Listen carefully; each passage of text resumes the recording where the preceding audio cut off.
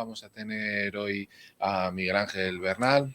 Muy buenas, Miguel Ángel. Muy buenas, Sergio, ¿qué tal? Viene del despacho Bernal y Sanbujanda. Exacto. Y luego, ya después seguramente de la entrevista, hoy tendremos que estar muy atentos al PCE de Estados Unidos, que quizás lo toquemos en esta primera parte, relacionado un poquito con el tema que vamos a hablar.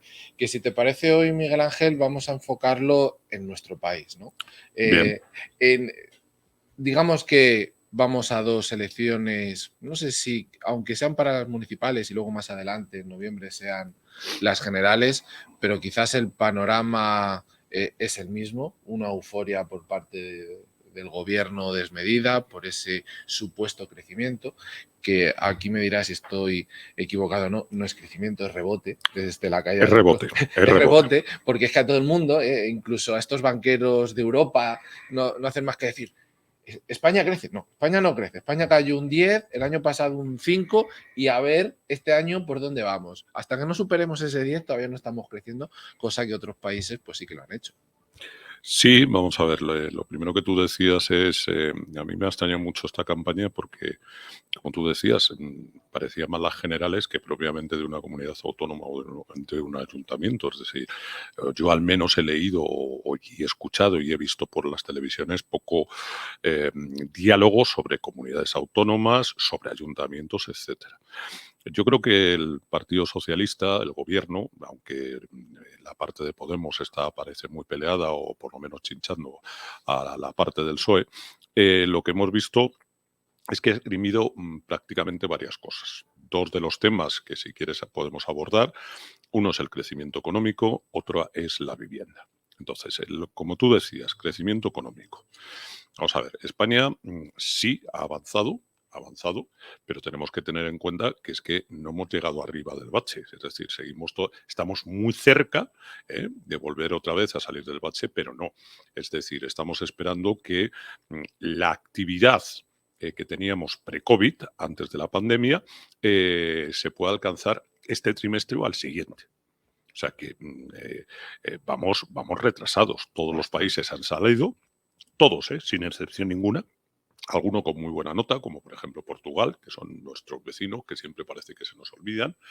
Salió Alemania, salió Francia, Grecia está creciendo bastante bien después de los innumerables problemas y las innumerables medidas drásticas que tuvo que tomar, pero la economía va mejorando poco a poco.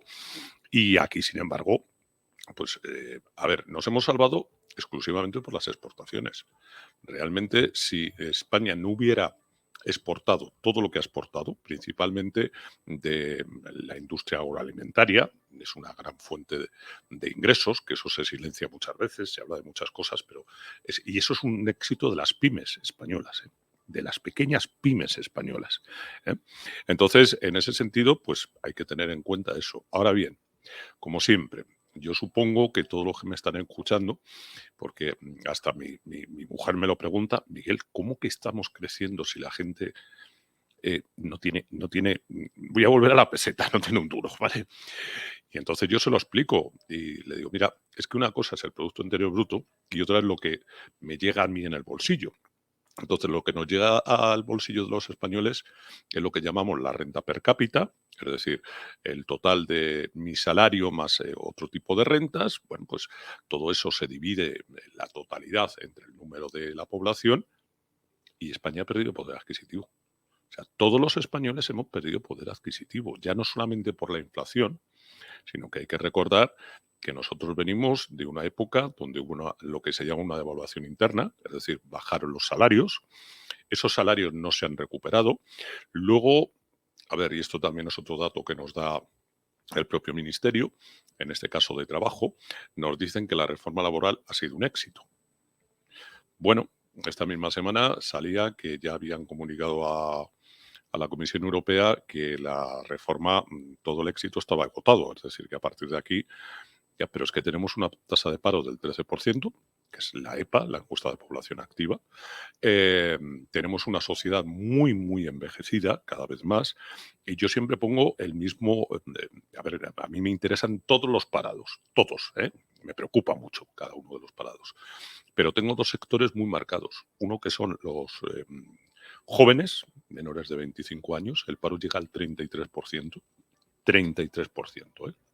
Estamos a la cabeza del ranking europeo en paro de juvenil. Y luego los mayores de 48 años que se quedan sin trabajo prácticamente son expulsados del mercado laboral.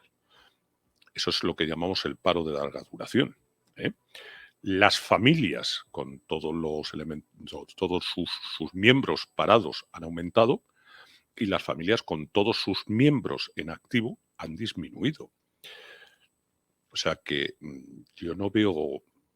Eso sí, si yo me cojo el PIB y solamente pongo el PIB y no veo desde dónde venimos y no veo cómo le afecta, porque eso es lo importante. A mí me dicen el PIB, como economista sé lo que es, pero a las personas de la calle lo que dirán, vale, el PIB, pero ¿cómo me afecta a mí? Bueno, pues la renta per cápita es tu salario, por decirlo así, tu renta. Lo que se habla mucho, y eso es una realidad, ¿no? Ya, tanto en Madrid como en otras ciudades, sales a la calle, ves las cafeterías, los restaurantes llenos, y lo que hablan ya muchos economistas, muchos compañeros de profesión es que, bueno, cuidado, tú puedes ver esos sitios llenos, pero luego el dinero que se dejan, es decir, la consumición, los platos que piden, etcétera, cuidado que eso posiblemente sí que ha variado bastante, y aunque tú veas allí que todo eso está lleno, lo que se están gastando luego es menor dinero que anteriormente. Sí, vamos a ver. A mí como economista, ¿de acuerdo? No me interesan las personas que entran por una puerta. Lo que me interesa es de esas personas cuánto dejan de media. ¿Cuál es, digamos así, la factura? Entonces, lo que se está notando, lo que las propias distribuidores, hosteleros, hoteles nos dicen, bueno, hoteles es diferente porque hay con tanta llegada de extranjeros es diferente, ¿no? Pero lo que nos están diciendo es que lo que nosotros denominamos el ticket, es decir, la factura, está bajando. Pues lo podemos ver muy lleno, pero está bajando. Y una muy mala noticia que ha aparecido precisamente, no sé si hoy o ayer, que era que aquel ahorro que habían hecho las familias durante la pandemia se está agotando. Esa es una información que nos ha dado Banco de España, o sea, no estamos hablando de. Ha vuelto a salir la noticia, porque como esas desde la pandemia ya vamos viendo varias, lo digo porque yo aquí las he hablado y la que tú estás diciendo ha vuelto a salir esta mañana. Sí, entonces, a ver, eso es una mala noticia, porque lo único que me está diciendo o que nos indica es que la familia española no le llega con las rentas, esa renta per cápita que yo decía, y lo que está tirando es de ahorro, de lo que se ahorró. Claro, el ahorro, como todo en esta vida, tiene un fin. Si no repongo la caja, mal vamos, ¿no? Entonces, bueno, pues vamos a ver qué es lo que ocurre. De hecho, la demanda privada, la que hacemos los ciudadanos y las empresas, está bajando. Se sujeta única y exclusivamente por el tema de la demanda pública, que bueno, pues menos mal que son las elecciones ya el domingo, porque si no, cualquier día me mandan una cesta de Navidad, aunque sea agosto, a casa, ¿no? Desde el gobierno. Y entonces, bueno, pues eso es lo que tenemos encima de la mesa. La situación no es buena y es más, en un contexto internacional complicado, ¿eh? Mucho, porque estamos hablando del ahorro, pero también lo digo porque lo he visto en distintas noticias y lo he hablado aquí, es que el endeudamiento relacionado con las tarjetas de crédito, con préstamos o créditos personales para llegar a final de mes, también se han disparado. Es decir, ya no solamente es cuestión de que las familias, las personas solteras, ya se han quedado, vamos a decir, a día de hoy, porque ha salido la noticia, se han quedado ya secos de lo que es el ahorro, sino la otra parte que es preocupante, porque si, bueno, al final ese crédito, ese préstamo, iba para comprarse un coche, un ordenador, porque hace falta, se podría entender, pero es que no, lo están pidiendo para poder llegar a final de mes, que es lo grave. A ver, en lo que es el crédito, lo que hemos tenido es una caída significativa del crédito hipotecario, ¿eh? Y luego hemos tenido un aumento significativo de lo que nosotros llamamos crédito al consumo. Puede ser que aparezca por el banco y diga, me dejan ustedes 15.000 euros, que yo voy a poner otros 15.000 y me compro un vehículo. Puede ser, como tú muy bien decías, simplemente un préstamo pues para reformar la casa. O bueno, muchas veces, y esto yo siempre lo digo, cuidado en verano con los gastos con las tarjetas de crédito, porque los intereses de una tarjeta de crédito son del 20%, ¿eh? Pero es que dices, bueno, pero ya cuando las personas están tirando de tarjetas de crédito para comer la última semana, la situación es preocupante. O sea, yo no veo esa alegría, o por lo menos me cuesta muchísimo cuando yo analizo los datos. Pero aquí se coge un dato, se saca y dice, mira qué bien estamos. Oiga, vamos a ver dónde estamos, vamos a ver los países de nuestro entorno, vamos a ver qué es lo que está tirando, vamos a ver cómo le llega ese crecimiento a los españoles, que vuelvo a repetir, menor, y el contexto internacional, porque nosotros tenemos un 113% de la ratio deuda sobre PIB. Es decir, que para que nos entienda la gente, necesitaríamos que, si quisiéramos extinguir la deuda, España tendría que pasar pues un año y casi 2 meses sin cobrar salarios, sin cobrar ningún tipo de interés, sin cobrar ninguna renta y darlo todo para las amortizaciones más los intereses que se van produciendo. Claro, ¿qué está ocurriendo? El Banco Central está subiendo tipos de interés, no puede ser de otra forma. Yo sé que la gente se desespera. A mí mucha gente, cuando voy a desayunar y tal, siempre me dice lo mismo, pero ¿tú te crees que esto es normal? Digo, pues sí. Sí, es que es lo Digo, sí, lógico. sí. Joder, pues es que, claro, como sigan subiendo los tipos de interés, las hipotecas, ya es que tenemos un problema de inflación enorme. Y probablemente en España se está vendiendo que ha bajado. Vamos a ver si realmente ha bajado, porque la subyacente está muy alta y yo tengo la sensación, como algún economista tiene, que no han llegado todavía determinados aumentos de precio al producto final. ¿eh? Y concretamente la industria, hace un momento hablábamos, la industria agroalimentaria, se está viendo que no han pasado todavía, no han pasado todos los costes, sino algunos. Entonces, esto es preocupante y más con una cesta de la compra que está subiendo muchísimo. Fíjate, en Italia va a haber huelgas y manifestaciones porque ha subido el precio de la pasta. Si era 1,80 ha subido a 2,13, una cosa así. Pero eso que hablaba, mira, esta mañana cuando venía, eh, estaba escuchando a un compañero, un periodista, donde estaba hablando que a nivel internacional lo que era todos esos cuellos de botella ya han desaparecido y que digamos que eso fue lo que ha venido haciendo que hubiera esa inflación fuerte, pero que a día de hoy ya está empezando a haber una deflación de toda esa parte manufacturera y decía él, los bancos van a tener, los bancos centrales me refiero, tienen que seguir subiendo los tipos. Bien es verdad que, como tú dices, la subyacente puede que en algunas partes sí que a lo mejor queden resquicios de que a lo mejor todavía fueron los últimos en repercutir esas subidas, pero tú ves que a nivel, como decía este compañero, haya una deflación a nivel general en todo el planeta, A ver, o tú piensas que, bueno, no, yo creo que no es así. Por lo menos mi visión no es la misma. Para eso nos basamos muchos en las inflaciones subyacentes siempre, porque quitamos los alimentos que tienen mayor movimiento de precios, como son los alimentos frescos sin elaborar. La sequía, por ejemplo, nos va a encarecer la cesta de la compra, y luego, además de eso, pues quitamos todo lo que es la energía. Normalmente se dice carburantes, pero no, es la energía. Pero cuando yo miro las tasas de subyacente aquí en España, siempre pensamos que la subyacente con la general, la que se incluyen estos productos, tienden a converger. Si yo no recuerdo mal, la inflación subyacente está en el 7,5.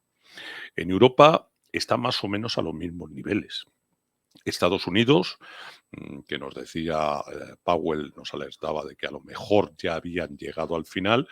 Hoy en día yo creo que casi todos los economistas tenemos descontado que en junio, que es la última reunión antes del verano, pues va a mover sus tipos de interés otro cuarto de punto. En Reino Unido tienen que volver a mover los tipos y el Banco Central Europeo, la gobernadora Christine Lagarde, lo dijo claramente. Oiga, podemos suavizar el ritmo, porque hasta ahora ha ido de medio en medio punto, pero hasta que no consigamos doblegarla o ver ya señales de doblegar, esas señales son precisamente la inflación subyacente. Nosotros no vamos a parar de subir los tipos. Será con menos, ¿de acuerdo?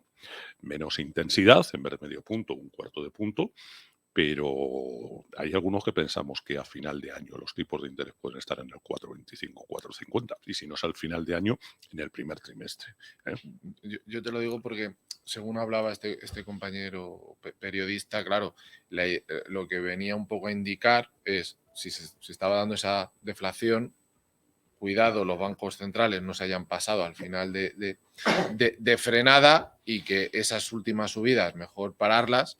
No hablaba de que tuvieran que bajar ya los tipos, etcétera, ahí todavía no entraba, pero bueno, entiendo que a lo mejor si todo continuase así, ese sería su argumento. Si me permites, Sí, hablando de la tasa de paro en España, que el gobierno, por un lado, como bien dice, su nueva ley era el no va más, pero por el otro lado dicen que crecemos, como vamos creciendo, que oye, que cada vez tenemos menos tasa de paro y estamos en el 12 con algo. Si luego la comparamos con Europa, es entonces cuando nos tenemos que echar a temblar.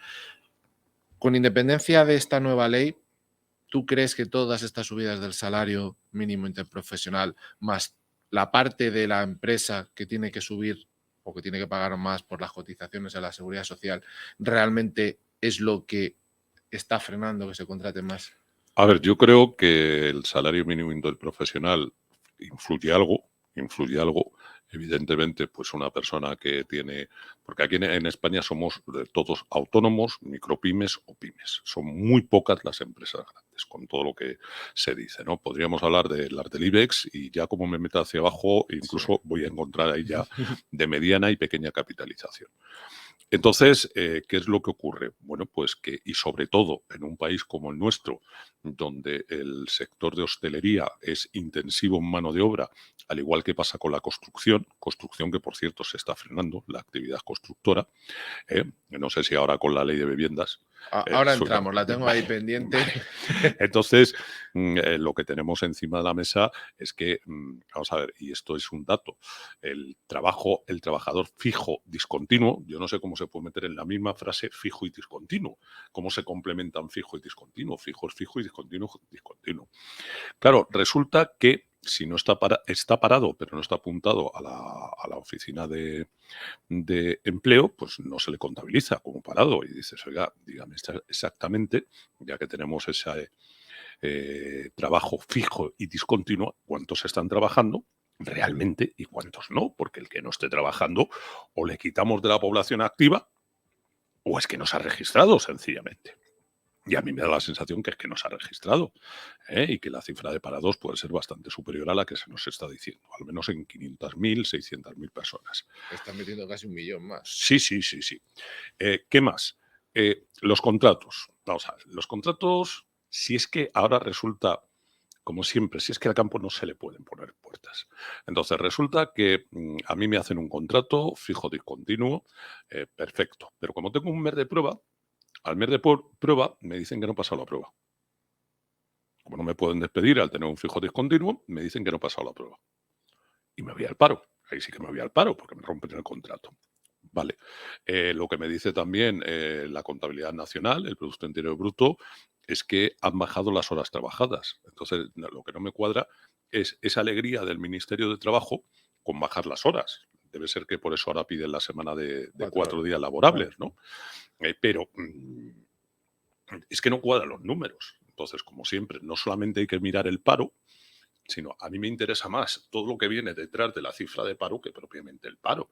Entonces tenemos un desempleo altísimo, altísimo, en algunos sectores preocupante. La mujer, tanto que hablan de igualdad, sigue teniendo peores datos de empleo que los varones. Y además de eso tenemos colectivos pues muy dañados, muy, muy dañados. Entonces aquí en este país se necesitan reformas, pero reformas urgentes. Aquí parece que cuando se hablan de reformas todo el mundo sale corriendo. Oiga, si yo tengo que acristalar una terraza, es una reforma. ¿Y por qué lo va a hacer usted? Pues mire, pues porque voy a aprovechar para poner una mesita o para poner un armario, para tener aquí determinadas cosas, etcétera, ¿no? O voy a cambiar el aire acondicionado, o voy a poner... Vale, perfecto, eso es una reforma. ¿Y por qué? Porque se necesita. Y en este país seguimos sin acometer las reformas precisas. Es decir, a mí esto me recuerda a una expresión muy de rugby, patada hacia adelante. Es decir, ya, pero es que antes o después la pared cada vez está más cerca. Y una de dos, o cojo la pelota o me voy a estrellar contra la pared. Entonces ya veremos qué pasa. Si te parece, esto lo podemos retomar si eso después, pero la pregunta vendría a ser un poquito la misma a la que te quiero hacer. Si nos vamos al tema de la vivienda, Ujú. con esta nueva ley que acaban de sacar. La primera pregunta sería, ¿cómo la ves? ¿Crees que es interesante y que va a hacer que los precios bajen, el alquiler baje, etcétera?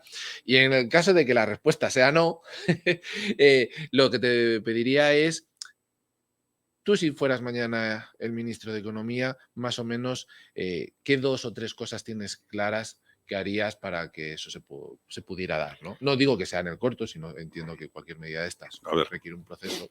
hablando de la vivienda, la ley de vivienda tiene dos partes, tiene más cosas, pero dos partes fundamentales. Una, crear nuevos edificios, si quieres ahora construir nuevos edificios, ahora hablamos de ello. Y otra es poner, digamos, intentar ampliar el número de casas que hay para alquilar y a su vez que los alquileres no suban. ¿eh? Están topadas, casi le van a obligar a la gente, a todos aquellos que tienen casas en zonas lo que se llama tensionadas, pues a que tenga que alquilarlas, porque además ya no son tener 10 inmuebles, sino que se ha bajado a 5 inmuebles. Sí, lo de gran tenedor. Claro, eso, ¿qué ocurre? Preocupa a los que tienen una casa en alquiler. A los que están alquilando, no al que vive en alquiler. Una casa en alquiler. Bien. ¿Por qué? Si yo no le voy a poder subir el recibo de la renta, pues yo lo tengo muy claro. En el momento que se acabe el contrato no se lo renuevo y busco otro inquilino. El nuevo inquilino que entre, y esto ya se está produciendo, va a entrar con una renta 15% superior al que tenía el anterior. Con lo cual, el alquiler ya se ha encarecido, o se está encareciendo.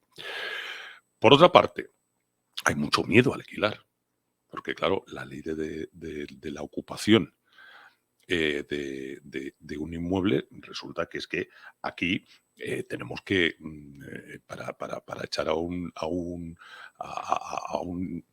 inquilino que no me paga o a alguien que ocupa, no, me tengo yo que encargar, que soy el dueño de la vivienda, en hacer un informe, en ver qué rentas tiene. Pero, oiga, esto no es así. En Francia, que la tenemos aquí al lado, porque España tiene como muchos complejos cuando siempre hablamos de democracia. Parece que democracia es que cada uno puede hacer lo que le dé la gana. No, señores, la democracia no es eso.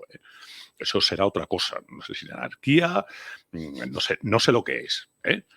En Francia, cuando una casa está ocupada, sin que medien los jueces, la policía en 24 horas puede entrar y los puede sacar de la vivienda.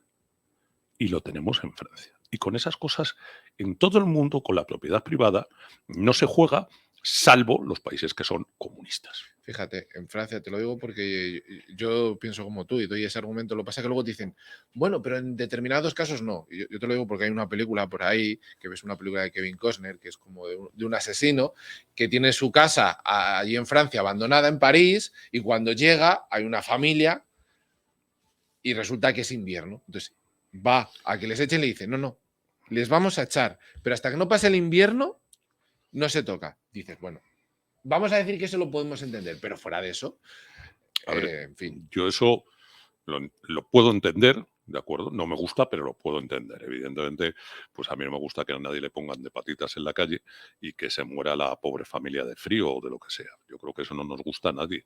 Ahora bien, eso se soluciona con una cosa, con vivienda social para el alquiler. Vivienda social para el alquiler. Es lo que ha propuesto ahora Ayuso, Bien, no sé cuántas sí. mil viviendas o casi 2.000. Entonces, bueno, aquí han prometido tantas viviendas que me veo cogiendo pico y pala. Vamos a ver, lo primero que yo tengo que tener en cuenta es que cuando yo planeo la expansión de una ciudad, de un territorio, de una ciudad, tengo que buscar la parcela donde voy a construir. La tengo que recalificar. Se presenta un plazo de no sé cuánto para alegaciones de medio ambiente, de etcétera, etcétera, etcétera.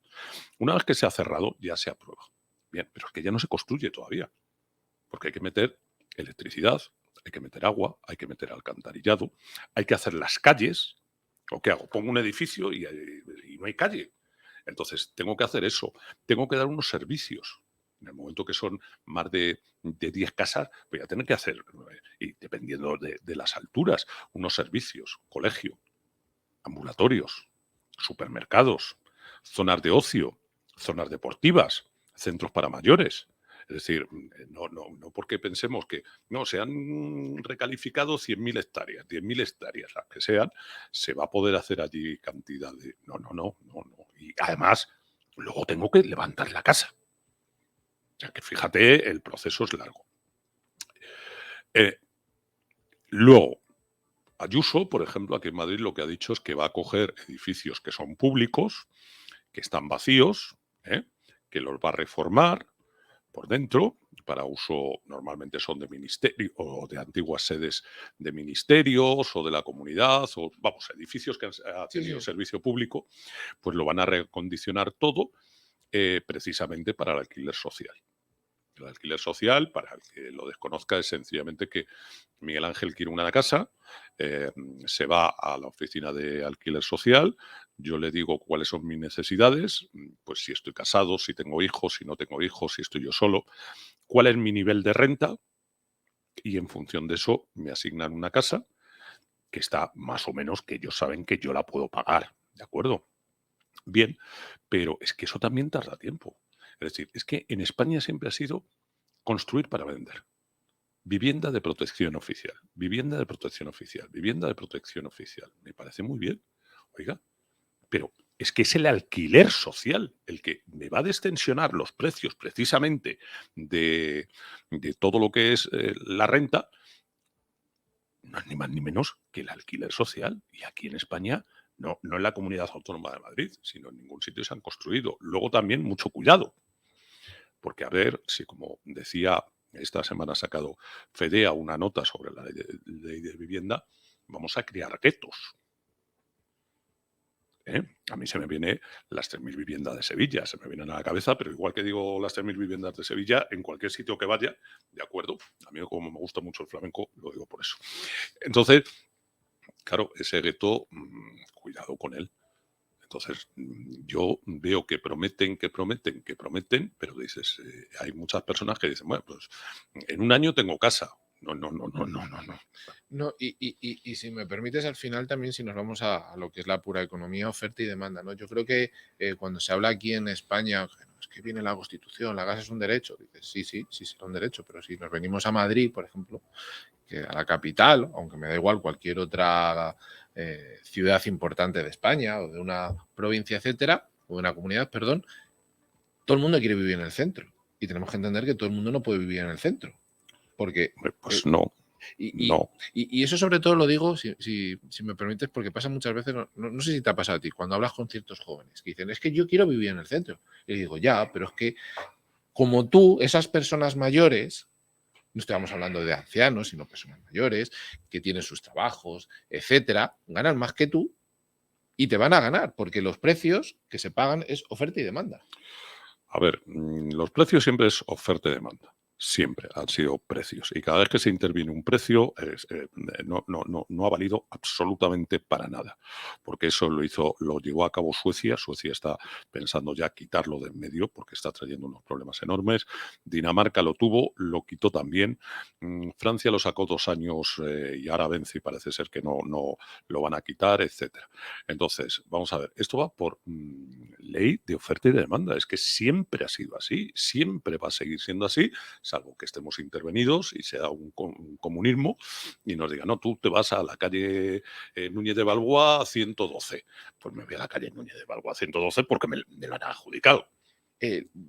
Como ya nos va quedando poco tiempo, la idea del presidente del gobierno de dar ICOs a los jóvenes hasta la cantidad de los 20.000 euros, etcétera, para que puedan dar la entrada a una casa, ¿cómo lo ves esa iniciativa? Pues vamos a ver si se le dan unos créditos ICO. Yo no puedo ir al ICO, tengo que ir a un banco.